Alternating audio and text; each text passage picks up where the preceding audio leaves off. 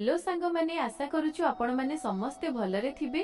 सांग माने मो सहित कथा हेबा को चाहुथिले मु वीडियो मझिरे मो नंबर देइछि, मो नंबर नै मते कॉल करंतु, पूरा मजा मस्ती रे कथा हेबा। नमस्कार बंधुगण, मो ना रोहिणी, मो बयस 28 वर्ष एवं मु जणे विधवा।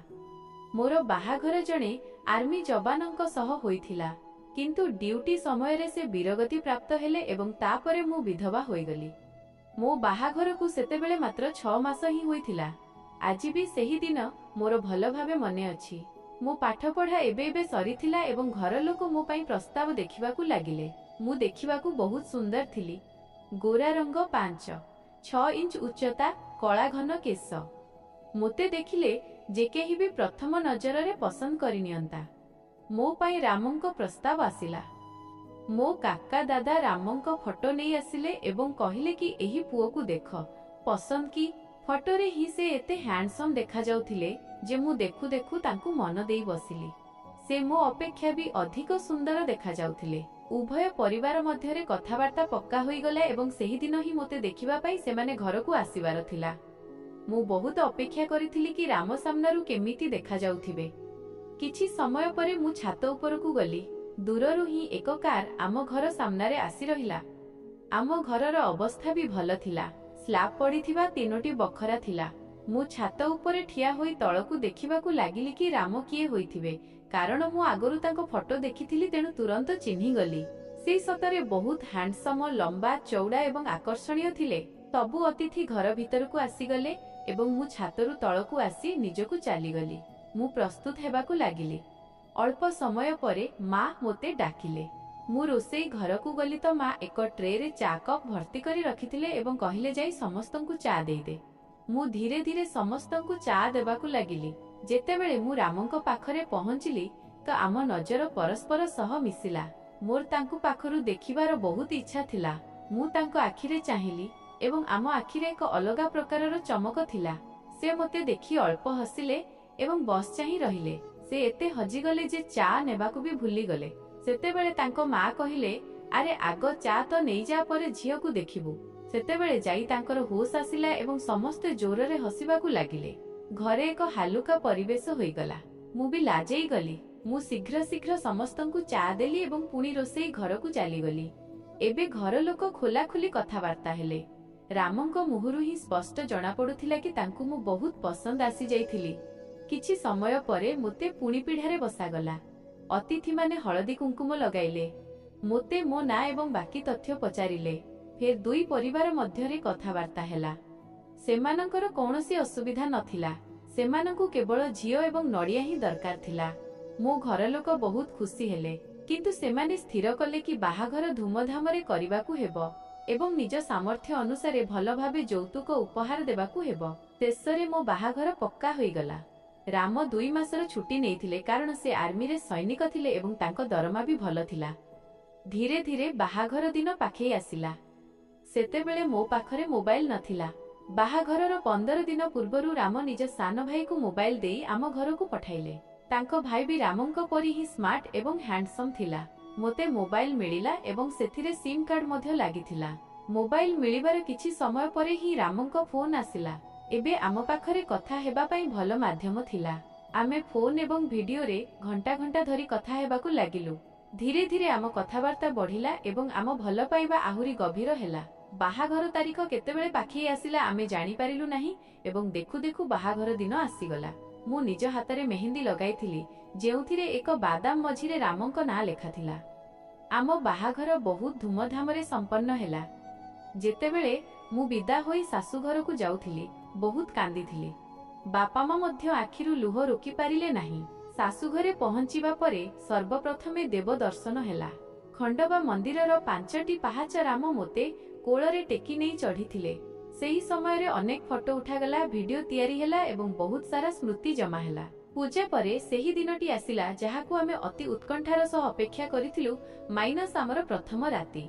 आमे दुहे बहुत खुशी थिलु, कारण बाहाघर पूर्वरु ही फोन रे आमर लंबा कथावार्ता होई सारिथिला। तेणु सेते अधिक संकोच किंबा लाज नथिला। सेही राति रे राम मो पूर्वरु ही को जाई पलंक उपरे बसिथिले। जेतेबेले मु धीरे किरी कबाट खोलिली एवं भीतर को गली, से हसिकी मो आड़ को चाहिए। ମୁଁ ଟିକେ ସଂકોଚରେ ଥିଲି ଏବଂ ତାଙ୍କ ପାଖରେ ଯାଇ ବସିଲି। ଏହା ପ୍ରଥମ ସୁଯୋଗ ଥିଲା ଯେତେବେଳେ ଆମେ ପରସ୍ପରର ହାତ ଧରିଲୁ।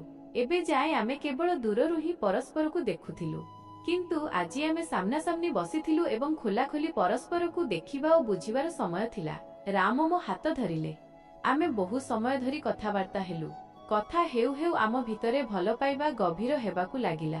ଆମେ ପରସ୍ପରକୁ କିସ୍ କଲୁ ଏବଂ ପ୍ରଥମ ଥର ପାଇଁ ନିଜ ଭଲ ପାଇବାର ଅନୁଭବ ବାଣ୍ଟିଲୁ। ସେହି ମୁହୂର୍ତ୍ତ, ସେହି ରାତି ରାମଙ୍କ ମୋ ପ୍ରତି ଥିବା ସ୍ନେହ ଏବଂ ପ୍ରେମ ମୋ ଅନ୍ତରକୁ ଛୁଇଁଗଲା। ମୁଁ ପୂରାପୂରି ଭାବୁକ ହୋଇଗଲି। ଏମିତି ହିଁ 5-6 ଦିନ ବିତିଗଲା ଯେଉଁଥିରେ ଆମେ ପରସ୍ପରକୁ ବହୁତ ପ୍ରେମ କଲୁ। କିନ୍ତୁ ହଠାତ୍ ରାମଙ୍କୁ କଲ୍ ଆସିଲା କି ତାଙ୍କୁ ତୁରନ୍ତ କାଶ୍ମୀର ପହଞ୍ଚିବାକୁ ହେବ, କାରଣ ଆତଙ୍କବାଦୀ ଅନୁପ୍ରବେଶର ଖବର ଆସିଥିଲା। ଆମ ବାହାଘରକୁ ମୁସ୍କିଲରେ 4-5 ଦିନ ହିଁ ହୋଇଥିଲା ଏବଂ ଆମକୁ ପରସ୍ପରର ସାଥ ଛାଡ଼ିବାକୁ ପଡ଼ିଲା। ରାମ କର୍ତ୍ତବ୍ୟ ପାଳନ କରିବାକୁ ବାହାରି ପଡ଼ିଲେ। ଯିବା ସମୟରେ ତାଙ୍କ ମୁହଁ ଦେଖି ମୋ ମନ କାନ୍ଦି ଉଠିଲା। ସେ ପ୍ରତିଦିନ ମୋତେ ଫୋନ୍ କରୁଥିଲେ ଏବଂ ଆମ କଥାବାର୍ତ୍ତା ଚାଲୁଥିଲା। କିନ୍ତୁ କିଛି ଦିନ ମଧ୍ୟରେ ଆମକୁ ଖବର ମିଳିଲା କି ଆତଙ୍କବାଦୀଙ୍କ ସହ ସଂଘର୍ଷରେ ରାମ ଶହୀଦ ହୋଇଗଲେ। ଏହା ଶୁଣିବା ମାତ୍ରେ ମୋ ମନ ପୂରାପୂରି ଭାଙ୍ଗିଗଲା। ମୁଁ ଜୋର ଜୋରରେ କାନ୍ଦିବାକୁ ଲାଗିଲି।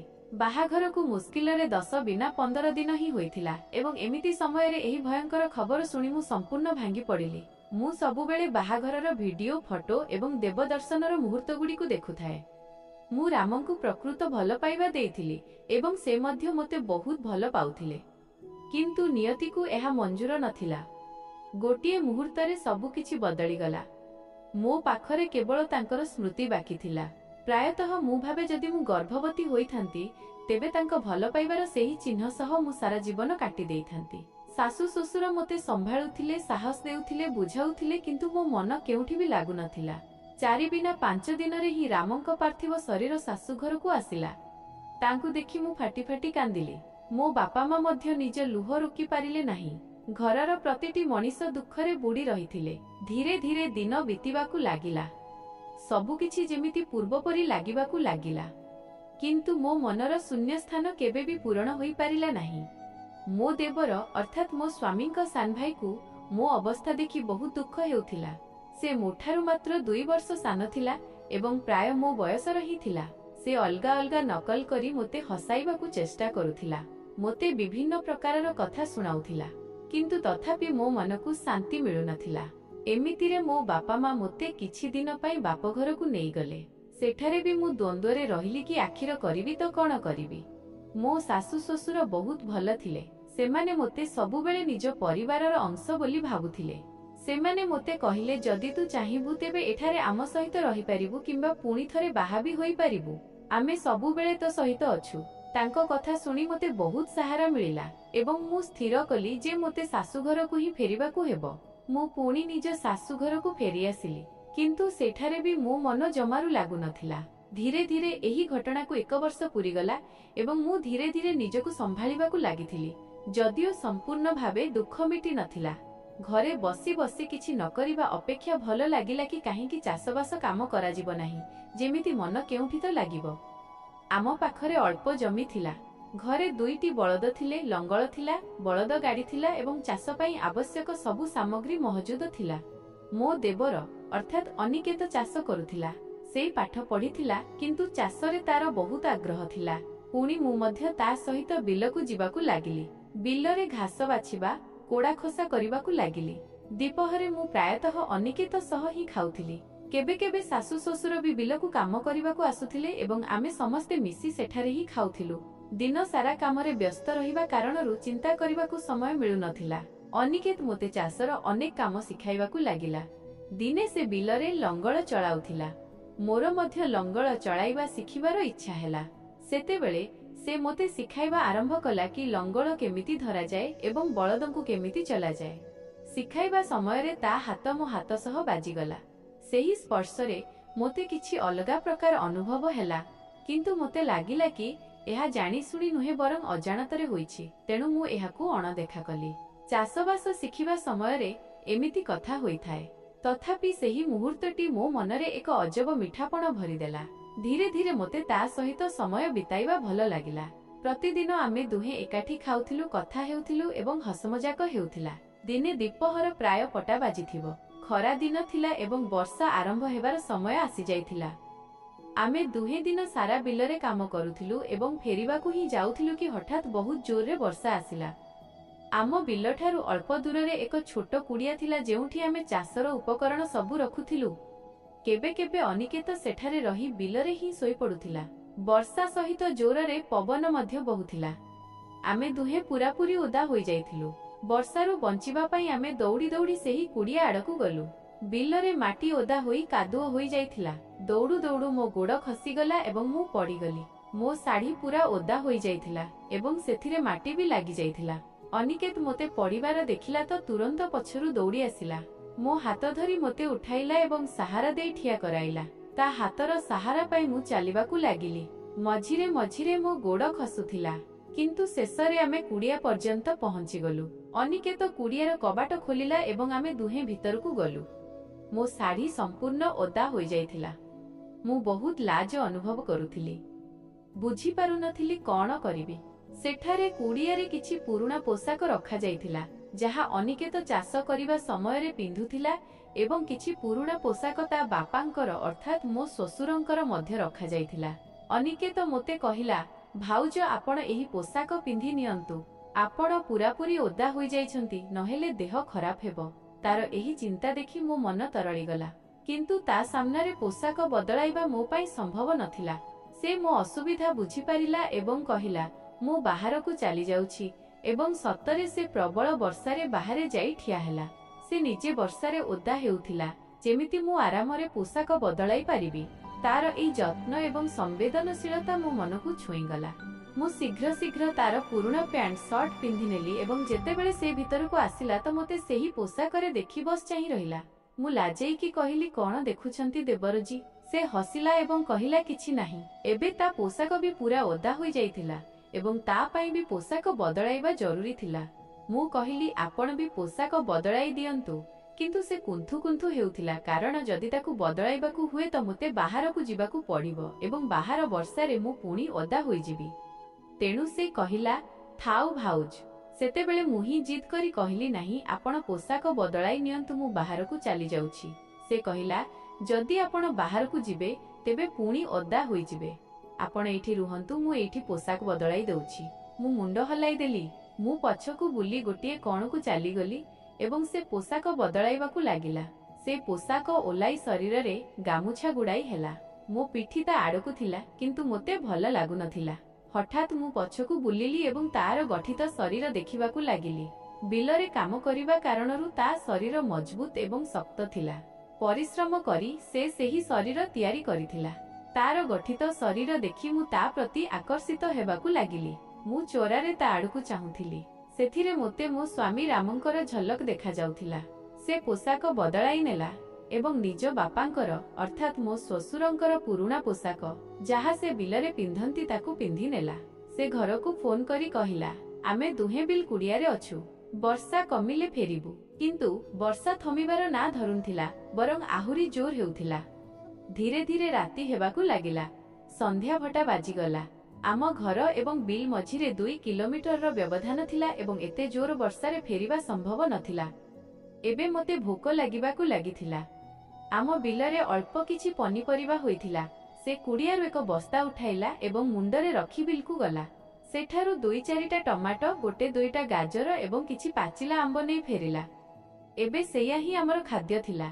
आमे दुहे पाखापाखी बसी आंब, गाजर एवं टमाटो खाइबाकु लागिलु। ठंडा बहुत बढ़ीगला तो अल्प किछि निया भी जलाइलु। आमे कथा हेउथिलु। भोक लागिथिबा कारणरु सेसबु जिनिस आमकु बहुत स्वादिष्ट लागुथिला एवं सेसबु खाइबा समय रे एक अलगा प्रकार खुशी अनुभव हेउथिला। मो मनरे एबे परिवर्तन आसीबाकु लागिथिला। मु ता आड़कु अधिक आकर्षित हेबाकु लागिथिली। धीरे धीरे भटा बाजिला, पुणी 8 एवं पुणी जटा बाजिगला। किंतु वर्षा थमिबा बदଳରେ आहुरी बढुथिला। एबे आम बिल कुड़ियार छातरु भी पानी टोपा टोपा होई पड़िबाकु लागिला। राति 8टा बाजी जाइथिला। आमे बापा मां को फोन करी कहिलु, आज आमे एठी रहिबु, सकाळे फेरिबु, कारण वर्षा बहुत जोर हेउची एवं सेमाने निश्चिंत होई गले। एबे धीरे धीरे राति गभीर हेबाकु लागिला। कुड़ियारे एक छोट चटेई एवं एक रजेई कंबल थिला। अनिकेत कहिला, भाउज आपण सोई पड़ंतु, मु पाखरे बसुची, किंतु मु ताकु पूरा राति एमिति जगाई रखी पारिबि नाही। ଏହା ଠିକ୍ ନଥିଲା। ମୁଁ ଚଟେଇରେ ଗୋଟିଏ ପଟେ ଶୋଇପଡ଼ିଲି ଏବଂ ତାକୁ କହିଲି, ଭାଇ ସାହେବ ରହନ୍ତୁ, ଆପଣ ବି ଶୋଇ ପଡ଼ନ୍ତୁ, ପୁରା ରାତି ଜାଗନ୍ତୁ ନାହିଁ। ସେ ମନା କରୁଥିଲା, କିନ୍ତୁ କିଛି ସମୟ ପରେ ମାନିଗଲା ଏବଂ ଚଟେଇରେ ଆସି ଶୋଇଲା। ଏବେ ଆମେ ଦୁହେଁ ପୁରା ପାଖାପାଖି ଥିଲୁ। ମୋ ସ୍ୱାମୀ ରାମଙ୍କ ମୃତ୍ୟୁ ପରେ ମୁଁ ବହୁତ ଦୁଃଖୀ ଥିଲି। ଧୀରେ ଧୀରେ ସେହି ଦୁଃଖରୁ ବାହାରକୁ ଆସୁଥିଲି। ଅନିକେତ କାରଣରୁ ମୁଁ ଟିକେ ହସିବାକୁ ଲାଗିଥିଲି। କିଛି ସମୟ ପରେ ଅନିକେତ ଶୋଇପଡ଼ିଲା। ତା ମନରେ ଟିକେ ବି ଖରାପ କିମ୍ବା ଟେଢ଼ା ବିଚାର ନଥିଲା, କିନ୍ତୁ ମୋ ମନ ତା ଆଡ଼କୁ ଟାଣି ହୋଇ ଯାଉଥିଲା। ମୋତେ ତା ଭିତରେ ରାମ ଦେଖାଯାଉଥିଲେ। ତାର ମଜବୁତ ଶରୀରକୁ ଦେଖିବା ଦିନଠାରୁ ହିଁ ମୁଁ ତାକୁ ଭଲ ପାଇବାକୁ ଲାଗିଥିଲି। ତା ସହିତ ବିତାଇଥିବା ମୁହୂର୍ତ୍ତଗୁଡ଼ିକ, ସେ ମୋତେ ଶିଖାଇଥିବା ଲଙ୍ଗଳ ଚଳାଇବା, ବିହନ ବୁଣିବା, ଘାସ ବାଛିବା, ବିଲରେ ପାଣି ଦେବା, ଏସବୁ କଥା ମୋର ମନେ ପଡ଼ିବାକୁ ଲାଗିଲା।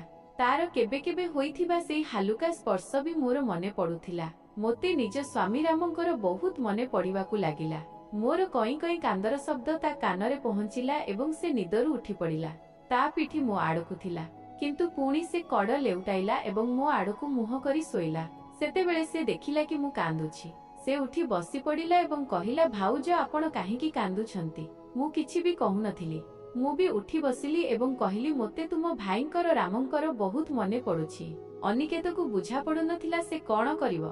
ମୁଁ ମୋ ମୁଣ୍ଡ ତା ଛାତିରେ ରଖିଦେଲି। ସେ ମୋ ମୁଣ୍ଡରେ ହାତ ବୁଲାଇବାକୁ ଲାଗିଲା। ମୋତେ ବୁଝାଇବାକୁ ଚେଷ୍ଟା କରୁଥିଲା। ମୋତେ ନିଜକୁ ବୁଝା ପଡ଼ୁନଥିଲା କି ମୋତେ କ'ଣ କରିବା ଉଚିତ। ମୁଁ ଅନିକେତକୁ କୁଣ୍ଢାଇ ଧରିଲି। ଅନିକେତ ବି ସ୍ତବ୍ଧ ହୋଇଗଲା। ତାକୁ ବି ବୁଝା ପଡ଼ୁନଥିଲା ସେ କ'ଣ କରିବ, କିନ୍ତୁ ସେ ମଧ୍ୟ ସେହି ଆଲିଙ୍ଗନ ଭାଙ୍ଗିଲା ନାହିଁ।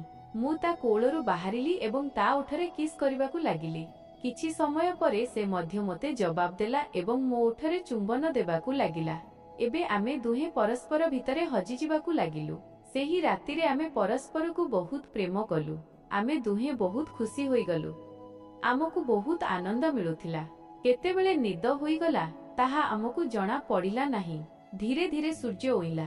ପୁରା ବିଲରେ ପାଣି ଜମି ରହିଥିଲା। ଏବେ ବର୍ଷା କାରଣରୁ କୌଣସି କାମ କରିବା ସମ୍ଭବ ନଥିଲା।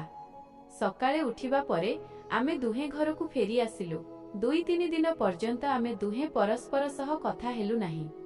ମୋତେ ବହୁତ ଲାଜ ଅନୁଭବ ହେଉଥିଲା। ଆମେ କ'ଣ କରି ବସିଲୁ।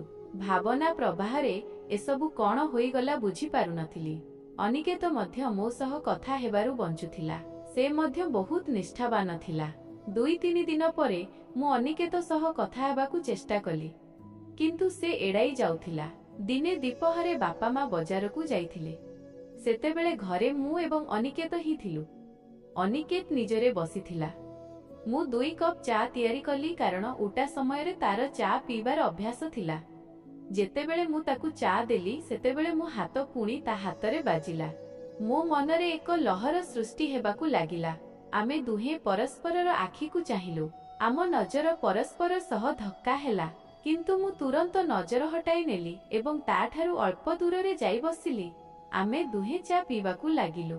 ଚା ପିଉ ପିଉ ଅନିକେତ କହିଲା, ଭାଉଜ, ସେଦିନ ଆମ ଭିତରେ ଯାହା କିଛି ହେଲା ତାହା ଭୁଲ ଥିଲା। ମୁଁ କହିଲି, ହଁ ଦେବରଜୀ, ଆପଣ ଠିକ୍ କହୁଛନ୍ତି, କିନ୍ତୁ ଏବେ ଆମ ଭିତରେ ସତରେ ଏକ ଆକର୍ଷଣ ସୃଷ୍ଟି ହୋଇସାରିଥିଲା। ଦୁହିଁଙ୍କୁ ପରସ୍ପରର ସାଥ ଭଲ ଲାଗୁଥିଲା। ଅନିକେତ କହିଲା, ଭାଉଜ, ଏମିତି ବ୍ୟବହାର ଭୁଲ। କିଛି ଦିନ ହେବ ଆପଣ ମୋତେ ପସନ୍ଦ ଆସିବାକୁ ଲାଗିଛନ୍ତି, କିନ୍ତୁ ଏହା ଠିକ୍ ଲାଗୁନାହିଁ। ମୁଁ ଆପଣଙ୍କୁ ଭଲ ପାଏ। ଦାଦା ବଡ଼ ଭାଇ ଚାଲିଯିବା ପରଠାରୁ ହିଁ ମୁଁ ଆପଣଙ୍କର ବହୁତ ଯତ୍ନ ନେଇଛି ଏବଂ କେତେବେଳେ ମୁଁ ଆପଣଙ୍କ ପ୍ରେମରେ ପଡ଼ିଗଲି ତାହା ମୁଁ ନିଜେ ବୁଝିପାରିଲି ନାହିଁ। କିନ୍ତୁ ଆପଣ ମୋ ଭାଇଙ୍କର ପତ୍ନୀ। ମୋତେ ଆପଣଙ୍କ ସହ ଏମିତି ବ୍ୟବହାର କରିବା ଉଚିତ ନୁହେଁ। ସେଥିପାଇଁ ମୁଁ ଆପଣଙ୍କଠାରୁ ଦୂରେଇ ଯାଉଥିଲି। ତାର ଏହି କଥା ଶୁଣି ମୋ ଆଖିରେ ଲୁହ ଭରିଗଲା, କାରଣ ମୋର ଆଗରୁ ବାହାଘର ହୋଇସାରିଥିଲା ଏବଂ ତା ସତ୍ତ୍ୱେ ଅନିକେତ ମୋତେ ପ୍ରେମ କରୁଥିଲା। ଏହା ଶୁଣି ମୋ ଭାବନା ଉଛୁଳି ପଡ଼ିଲା।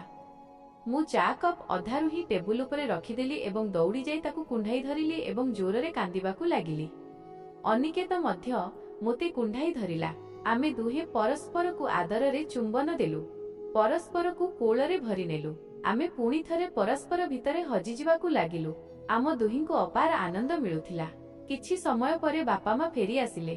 ଅନିକେତ ବାପା ମାଙ୍କ ପାଖକୁ ଗଲା ଏବଂ କହିଲା, ବାପା ମା, ମୋତେ ଆପଣଙ୍କୁ କିଛି କହିବାର ଅଛି। ବାପା ମା କହିଲେ, କହ ଅନିକେତ। ଅନିକେତ କହିଲା, ମୋତେ ରୋହିଣୀ ଭାଉଜଙ୍କୁ ବାହା ହେବାର ଅଛି। ଏହା ଶୁଣି ଶାଶୁ ଶ୍ୱଶୁର ଆଶ୍ଚର୍ଯ୍ୟ ହୋଇଗଲେ। ସେମାନଙ୍କୁ ଏହି କଥା ଉପରେ ବିଶ୍ୱାସ ହିଁ ହେଉନଥିଲା। ମୋ ସ୍ୱଭାବ ବହୁତ ଭଲ ଥିଲା। ମୁଁ ନିଜ ଶାଶୁ ଶ୍ୱଶୁରଙ୍କୁ ବହୁତ ଭଲ ପାଉଥିଲି। ମୋ ବାପା ମା ଶ୍ୱଶୁର ବି ଗଭୀର ଚିନ୍ତାରେ ପଡ଼ିଗଲେ। ସେମାନେ କହିଲେ, ପୁଅ ତୁ ଆଉ ଥରେ ଭଲ ଭାବେ ଭାବିନେ ଏବଂ କ'ଣ ରୋହିଣୀକୁ ଏ ବିଷୟରେ ଜଣାଅଛି। ତାପରେ ବାପା ମା ମୋତେ ଡାକିଲେ ଏବଂ କହିଲେ, ଅନିକେତ କହୁଛି କି ସେ ତୋତେ ବାହା ହେବାକୁ ଚାହୁଁଛି। ମୁଁ ହସିଦେଲି।